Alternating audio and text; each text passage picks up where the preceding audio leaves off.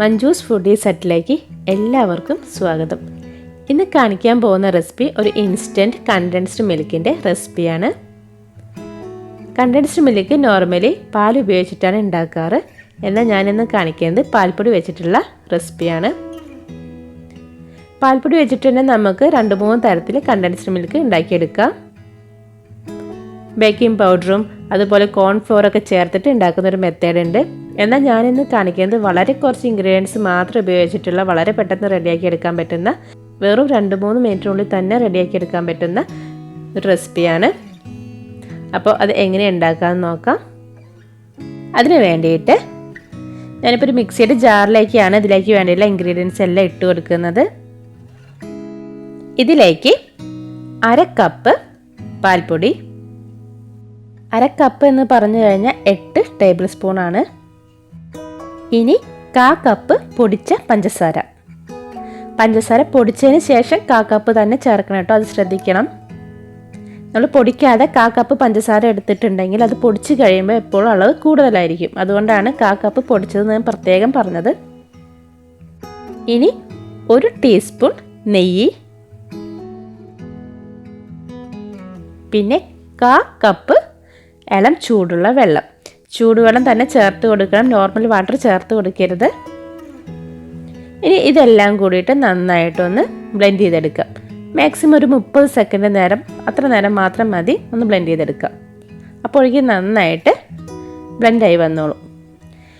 ഇപ്പോൾ കട്ട കെട്ടാതെ നന്നായിട്ടൊന്ന് മിക്സ് ചെയ്തെടുക്കാൻ വേണ്ടിയിട്ട് ഞാൻ ജാറിലിട്ടോ നെല്ലിട്ടോ, നിങ്ങൾക്ക് വിസ്കോ സ്പൂണോ വെച്ചിട്ട് നന്നായിട്ട് ബീറ്റ് ചെയ്തെടുത്താലും മതി.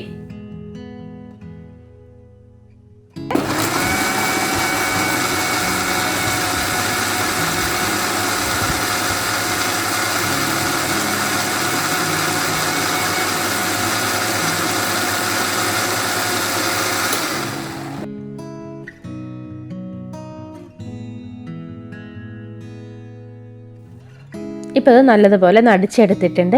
ഇനി ഈ ബാറ്റർ നമുക്കൊരു അടികട്ടിയിലൊരു പാനിലേക്ക് ഒഴിച്ചു കൊടുക്കാം.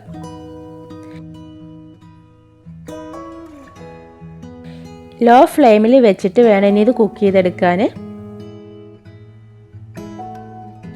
ഇനി ഇത് നമ്മൾ കൈ മാറ്റാതെ ഇളക്കി കൊണ്ടേ ഇരിക്കണം.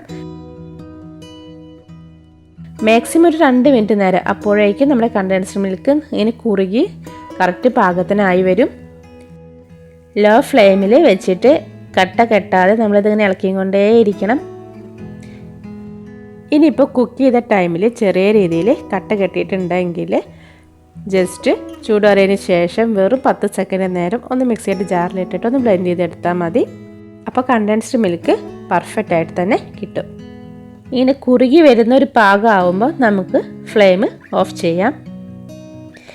ഇപ്പോൾ നമുക്ക് ഈ ഒരു പാകത്തിന് ഞാനിത് ഓഫ് ചെയ്തിട്ടുണ്ട്. ഇനി ഇത് ഇരുന്നിട്ട് ഒന്നും കൂടി ഒന്ന് കുറുകി വരും. അപ്പോൾ നമ്മുടെ കണ്ടൻസ്ഡ് മിൽക്കിൻ്റെ ഒരു കറക്റ്റ് പാകമാവും. ഇനി ഇത് തണുക്കാൻ വേണ്ടിയിട്ട് മാറ്റി വയ്ക്കാം. ഇപ്പോൾ കണ്ടൻസ്ഡ് മിൽക്ക് നല്ലതുപോലെ തണുത്ത് വന്നിട്ടുണ്ട്. ഇനി നമുക്കിത് മറ്റൊരു പാത്രത്തിലേക്ക് മാറ്റാം.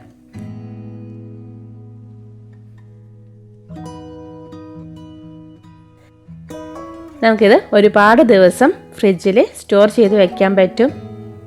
അതുപോലെ നമ്മൾ കണ്ടൻസ്ഡ് മിൽക്ക് ഉപയോഗിച്ചിട്ട് ഉണ്ടാക്കുന്ന എല്ലാ റെസിപ്പീസിലേക്കും ഈ കണ്ടൻസ്ഡ് മിൽക്കും നമുക്ക് ഉപയോഗിക്കാം.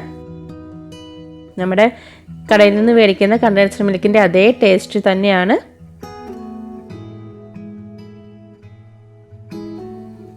അപ്പോൾ വളരെ എളുപ്പത്തിൽ എങ്ങനെയാണ് കണ്ടൻസ്ഡ് മിൽക്ക് വീട്ടിലുണ്ടാക്കുക എന്നും മനസ്സിലായിട്ടുണ്ടാവുമല്ലോ. അപ്പോൾ ഇനി മായമൊക്കെ ചേർത്ത കണ്ടൻസ്ഡ് മിൽക്ക് കടയിൽ നിന്നും വാങ്ങിക്കാതെ നമുക്ക് വീട്ടിൽ തന്നെ റെഡിയാക്കി എടുക്കാം. അപ്പോൾ ഇന്നത്തെ വീഡിയോ എല്ലാവർക്കും ഇഷ്ടപ്പെട്ടിട്ടുണ്ടാവുമെന്ന് കരുതുന്നു. വീഡിയോ ഇഷ്ടപ്പെടുകയാണെങ്കിൽ എന്നും പറയുന്ന പോലെ തന്നെ ലൈക്ക് ചെയ്യാനും ഷെയർ ചെയ്യാനും മടി കാണിക്കരുത് കേട്ടോ. പിന്നെ ചാനൽ ഇതുവരെ സബ്സ്ക്രൈബ് ചെയ്യാത്തവർ ആരെങ്കിലും ഉണ്ടെങ്കിൽ പ്ലീസ് ഒന്ന് സബ്സ്ക്രൈബ് ചെയ്തേക്കും. അപ്പോൾ നമുക്ക് അടുത്ത ദിവസം മറ്റൊരു വീഡിയോ ആയിട്ട് കണ്ടുമുട്ടാം. അതുവരെ എല്ലാവരോടും ബൈ.